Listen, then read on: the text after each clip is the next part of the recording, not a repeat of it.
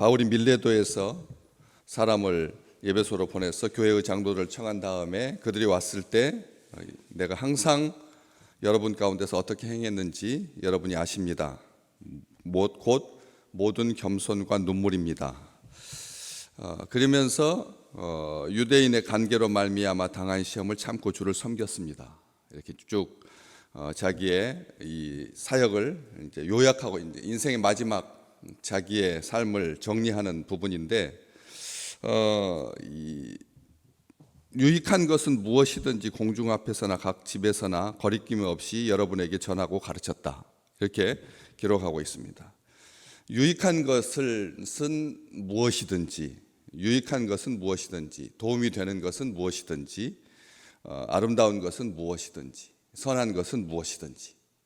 바울이 복음의 진리만, 그냥 말씀만 이렇게 표현을 해도 족한데, 유익한 것을 가르쳤다 이렇게 말하니까 유익한 게 뭐냐, 무엇을 유익한 것이라고 말하냐 하는 것을 일부러 막 확인하기 위해서 그의 편지를 다 뒤져가지고 무엇이 유익한 것이고 무엇이 무익한 것인지 이렇게 나눌 필요가 없이, 무익한 것은 가르치지 않았다. 공허한 것, 헛된 것, 유익한 것의 반대편에 있는 것들은 우리가 다 합니다. 뭐가 선하고 뭐가 아름답고 뭐가 악하고 뭐가 선하고 뭐가 좋고 뭐가 나쁜 건지 모르는 사람 없습니다. 이 용어 자체가 뭐 신학적인 용어가 아닌 거죠. 유익한 것, 우리 삶에 우리 이렇게 살면서 신앙적인 것으로 국한하지 아니하고 삶적인 것이라고 해서 이것은 교회에서 다룰 만한 내용이 아니니까 뭐 말씀을 가진 주의 백성들에게 이것은 공허한 거니까, 세상적인 것은 세상적인 거니까 이렇게 구별하지 않고 유익한 것이다 이렇게 쓰고 있습니다.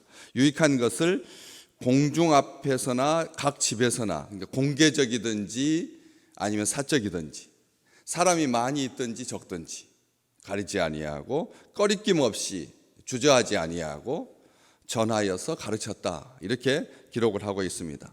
우리는 우리에게 맡겨주신 세대, 우리에게 맡겨주신 공간, 우리에게 맡겨주신 시간, 우리에게 맡겨주신 일, 우리에게 맡겨주신 관계, 그 속에서 유익해도 잔소리 될까봐 말 못하는 시대를 살고 있습니다. 우리는 참 놀라운 시대를 살고 있는 거죠. 바로 조금 전까지만 해서도 야, 어떻게 저런 말을 할 수가 있을까 싶을 만큼 그렇게 잔소리가 많았던 그런 시대를 살아왔는데, 우리는 다음 세대를 향하여서 조금도 잔소리를 못합니다. 제가 봐도 그렇습니다. 제가 봐도 다음 세대를 향하여서 조금도 잔소리를 못합니다. 한마디도 못합니다. 한마디도 못합니다. 상처받을까 봐 한마디도 하지 못하죠. 뭐 귀찮아서 하지 않는 것은 죄지만 부담 주지 않으려고 한마디도 못합니다.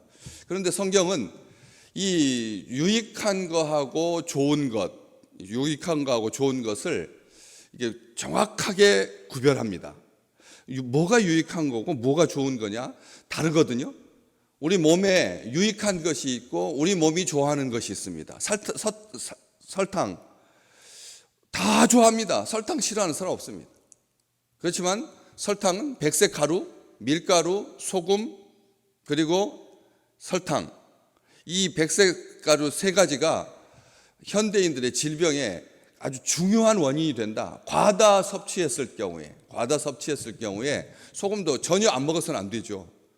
그렇지만 이 세 가지 백색 가루가 신종 마약처럼 사람들한테 이것은 굉장히 유익하지 않으니까 가려서 분별해서 조금씩 절제하면서 그렇게 먹어야 되는데, 과거에 그런 것들이 정말 보통 사람들은 접근하지도 못하는 왕들만, 아주 특권층만 누렸던 것이라 모든 사람들이 그것을 아주 즐겁게 아주 기쁘게 많이 섭취하고 있는 거죠. 그런데 성경은 말합니다. 뭐가 참된 거고 뭐가 좋은 거냐. 빌립보서 4장 8절 말씀, 참된 것이 유익한 거다. 참된 것. 빌립보서 4장 8절 말씀, 경건한 것이 유익한 거다.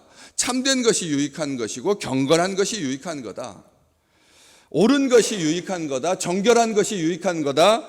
사랑받을 만한 것이 유익한 거다, 칭찬받을 만한 것이 유익한 거다. 딱 있습니다. 빌립보서 4장 8절에 딱 6가지입니다. 6가지가 우리에게 유익하다.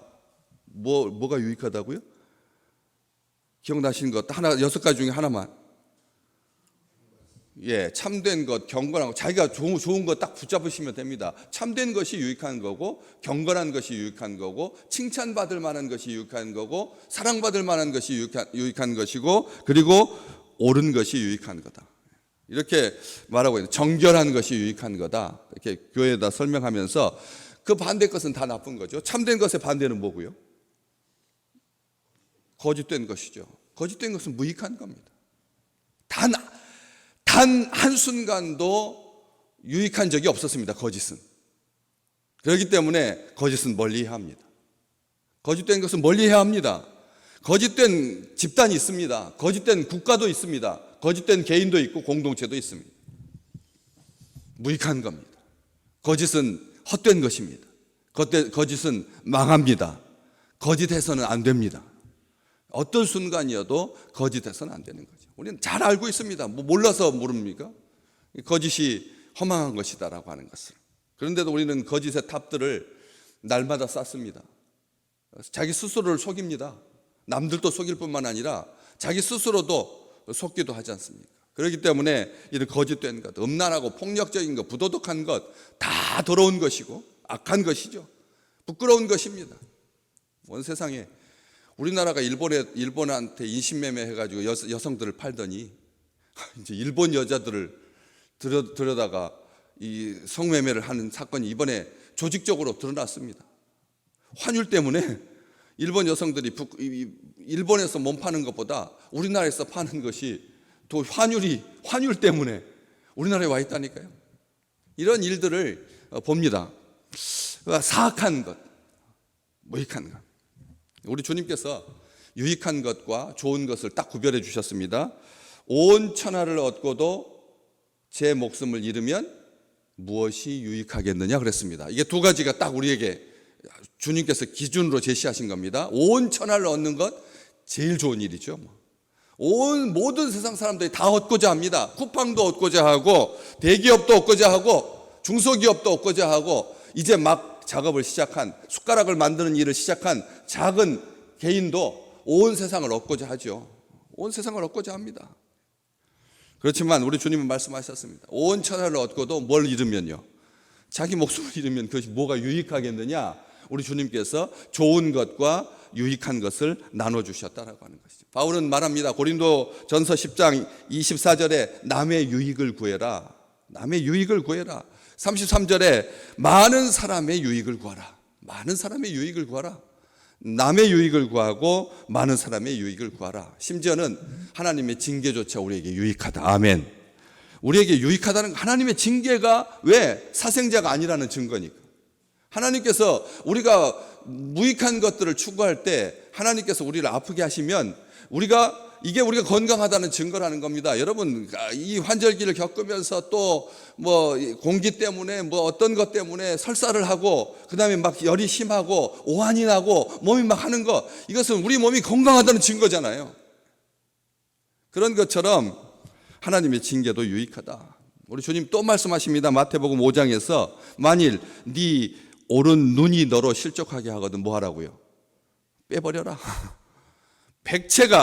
네 백체 중에서 하나가 없어지고 온 몸이 지옥에 던져지지 않는 것이 뭐하다? 유익하다. 이렇게 말씀하셨거든요. 오른손 범죄하거든 오른 눈을 빼버려라. 또 똑같이 범죄하거든 네 오른손을 잘라버려라. 네 백체 중에 하나가 없어지고 온 몸이 지옥에 던져지지 않는 것이 유익하다. 우리 주님께서 말씀하셨습니다. 그러면서 아주 극적인 가장 유익한 게 뭐냐? 우리 주님께서 이제 마지막으로 요한복음 16장 7절 내가 떠나가는 것이 너희에게 유익하다. 왜? 내가 안 떠나가면 성령님께서 못 오시니까. 아멘. 우리를 유익하게 하시려고 우리 주님은 우리와 함께 있고 싶어서 제자들을 부르셨는데, 그렇잖아요? 주님께서 제자들을 부르신 목적은 자기와 함께 하시려고. 그리고 이제 복음 전하게. 복음 전하는 것은 그 두 번째입니다. 먼저 주님과 함께 하려고. 에덴 동산을 우리 하나님께서 왜 지으셨는데요? 세 분 하나님께서 온전하셨는데, 온전한 기쁨이었고 온전한 충만이었고 온전한 사랑이었는데, 온전한 하나됨이었는데 왜 뭐 하려고 번거롭게 사람을 지으셨습니까? 뭐 하려고요? 우리와 함께 하시려고. 우리와 함께 하시려고 우리를 지으셨는데. 그런데 우리 주님 우리와 함께 그냥 계속 부활하신 다음에 67세까지 86세까지 같이 함께 있으셔야죠. 그 같이 있으려고 자기 목숨을 버리신 겁니다. 같이 있으려고. 함께, 죄 때문에 같이 못 있었는데 죄의 문제가 되어야지만 같이 할 수 있기 때문에 우리 주님께서 그렇게 십자가를 지신 건데, 그 험한 십자가를 지신 건데, 그렇게 죽으신 건데, 부활하셨으면 400일, 4000일 있어요. 40일만 계시고 승천하셨잖아요. 그래서 주님 말씀하셨습니다. 내가 떠나가는 것이 너희에게 유익하다. 왜? 물리적으로는 이스라엘에 있는 유대인들밖에는 그 혜택을 누리지 못하니까, 같이 있을 수 없으니까, 제자들밖에는, 500여 성도들밖에는 주님과 함께 있을 수 없으니까, 물리적으로는 아무리 온전하신 분이시지만 우리 주님의 그 범주, 갈릴리 사람들, 고향 사람들, 예루살렘에서 그를 환영했던 사람들, 굉장히 피상적인 관계, 그렇게 될 수밖에 없으니까 내가 너희 속에 한 사람 한 사람한테 각 성령께서 임하셨을 때 각 사람에게 임하여 있더니, 그래서 말씀하셨습니다. 너희에게 내가 떠나가는 것이 유익하다. 내가 떠나가지 아니하면 보혜사가 너희에게 오시지 않을 거다. 이 시점을 항상 보혜사가 너희에게 가지 않을 거다 이렇게 말하시지 아니고 오시지 않겠다라고 하는, 우리 주님께서 우리와 지금 옆에 함께 계시다는 거예요. 오신다라고 하는 이 표현이 우리 주님께서 우리와 옆에 같이 계시는 거잖아요. 너희에게 오시지 않을 거다. 존중하면서 오신다라고 존대어를 쓰고 계시고, 오시지 아니할 것이다. 그렇지만 내가 가면 내가 그를 너희에게 보낼 것이다 라고 말씀해 주셨습니다. 주님의 약속입니다. 하나님의 약속인 거죠. 보내리라 말씀해 주셨습니다. 너희에게, 각 사람에게 너희에게 보내주실 것이다. 그래서 나중에 사도 바울은 고린도전서 12장 7절에 각 사람에게 성령을 나타내심은 이렇게 썼습니다. 각 사람이라고 썼고 성령을 뭐라고요? 나타내셨다. 이 나타내신다라고 하는 말은 구약의 현현 임재를 말하는 거예요. 성령께서 우리의 그냥 현상으로서 나타나는 게 아닙니다. 성령께서 우리 안에 임재하시고 우리와 함께 하시고, 이 놀라운 축복, 이 유익함을 우리에게 주셨다는 것이죠. 그래서 바울은 유익한 것, 우리가 다 뭐가 유익하고 뭐가 무익한지, 뭐가 공허하고 뭐가 유익한지 잘 구별할 수 있습니다. 그래서 가리지 아니하고, 이방인 유대인 가리지 아니하고, 많은 사람 적은 사람 가리지 아니하고, 공개적이든 비공개적이든 사적이든 가리지 아니하고, 항상 때를 얻든지 못 얻든지 누구에게나 있으면 있는 대로 상관없이 한 사람이라도 구원받게 하기 위해서 복음을 받아들일 수 있도록 멈추지 아니하고, 꺼리끼지 아니하고, 주저하지 아니하고, 위축되지 아니하고, 부끄러워하지 아니하고, 담대히 듣든지 아니 듣든지 다양한 방법으로 하나님의 말씀을, 그 역동적인 그 능력을 의지하고 그렇게 가르치고 전했다라고 하는 것이죠. 오늘 우리가 한마디 전하는 것 얼마나 중요한지 모릅니다. 그렇지 않아요? 우리가 많이 듣습니다. 이것은 운동하면 고쳐집니다. 이것은 체중 5kg만 빼면 낫습니다. 의사들로부터 우리가 날마다 갈 때마다 한 번도 안 들은 적 없는데, 그렇잖아요. 운동하면 산다, 걸으면 산다, 이 유익한 거잖아요. 그런데 우리는 유익한 것은 더디하고 무익한 것은 자주 하고, 그러니까 몸이 망가지고 몸이 버겁고 몸이 힘들게 되는 것이잖아요. 의심하지 아니하고, 말씀을 의심하지 마십시오. 우리에게 하나님께서 왜 복된 입술을 주셨느냐, 왜 우리에게 파수꾼을 세우셔서 우리의 입술로 선포되는 것이 전하여 가르쳐지게 하느냐, 중요한 겁니다. 우리가 지금 가르치지 않으면, 우리가 말하지 않으면 돌이킬 사람이 없습니다. 우리가 돌이켜야, 왜? 사랑하는 마음으로 돌이키기 때문에 어머니의 그 말씀이 우리에게 유익한 거잖아요. 아버지의 말씀이 우리를 살리는 겁니다. 제가 늘 말씀드리잖아요. 저희 아버지, 친구에게 밥 사라. 친구에게 밥 사라. 친구에게 밥을 사라. 아니, 지금 이 세상에 밥 못 먹는 사람이 누가 있다고. 하루에 너무 많아서 먹지 못하는 시대인데도 만나면 밥 사라는 것이야. 그 말이 저에게 사람을 대할 때마다 그 기준이 되는 것처럼, 그래서 잘 이해하고 실천할 수 있도록 친절하게 정성을 다하여서, 복음이 가장 유익한 거니까 복음도 전하고 그다음에 삶을 살아가는데 뭐가 유익하더냐? 돈이 유익하더냐? 돈은 우리에게 좋은 것이지만 유익한 것은 아니다라고 하는 것을 알면서 돈 때문에 관계 망가져서는 안 된다. 이렇게 말해줄 수 있어야죠. 말을 해줘야지. 바쁘게 사는 것, 이것은 좋은 것입니다. 그렇잖아요. 바쁘게 사는 건 좋은 거죠. 그러나 성경은 바쁘게 살라고 하지 않습니다. 분주히 행하라고 하지 않습니다. 하나님께서 우리를 오늘 또 순적하게 해주실 것입니다. 바쁘게 조급하게 살지 않도록 하나님께서 뭐가 본질인지, 이 때가 마지막 때가 가까울수록 이 자기 원수 마귀가 자기의 시간이 얼마 남지 않아서 사람들 자꾸 분주하게 만들고 조급하게 시간이 없다고 바쁘다고 그렇게 만들 때 우리는 더 본질에 집중하는 거죠. 더 사랑하고 더 믿음 가운데 행하고 더 소망 가운데 거하라 라고 말씀해 주시는 이 놀라운 사도행전 2020 참 기억하기 쉬우라고 112 야고보서 1장 12절 말씀 참는 것이 복되다. 우리 주님께서 우리에게 약속해 주신 이 아름다운 것들을 오늘 또 풍성하게 누리는 가장 아름다운 하루가 되시기를 주의 이름으로 축복합니다.